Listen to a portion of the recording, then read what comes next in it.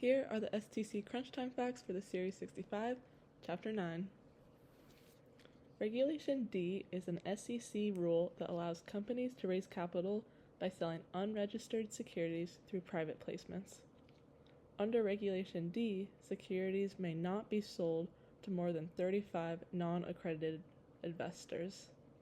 Under Regulation D, an accredited investor includes individuals with a net worth that exceeds $1 million or an annual income that exceeds $200,000 or $300,000 for the person and the spouse, for spouses. You can remember that through the 1, 2, 3. 1 million net worth, 200,000 annual income, 300,000 for spouses. An omitting prospectus is a brief mutual fund ad that includes limited info and tells investors how to get the full prospectus. It's like a summary. Omitting prospectuses can only be used when selling mutual funds, so not like stocks or bonds. You can't omit information for those. A mutual fund must pay its shareholders within 7 calendar days of redemption.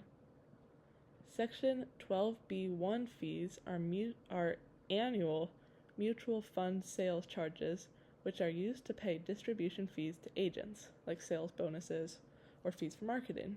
And in order for a fund to be considered no load, it has to be 0.25% of a sales charge of the fund.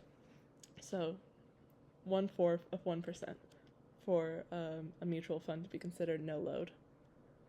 And it can still have a 12B1 fee. A closed-end fund is priced independently of its NAV, net asset values. So that means that a closed-end fund's price is set by supply and demand on the stock market, not directly based on its value of assets. Information barriers, or Chinese walls, are rules inside a firm that stop people with secret info, like underwriters, from sharing it with others, like traders or the public, to prevent unfair advantages. Firms do this by setting up separate offices, using password-protected systems, keeping restricted lists of securities, monitoring emails and calls, and training employees to avoid sharing sensitive information. Forms 10Q, the Q stands for quarterly, so it's filed quarterly, and Forms 10K, filed annually, disclose financial performance of SEC reporting companies. And you would think with a 10Q there would be 4 of them for each quarter, but there's actually only 3, and then the 10K is filed at the end. Schedule 13D is filed by any person who acquires more than 5% of voting stock of a company.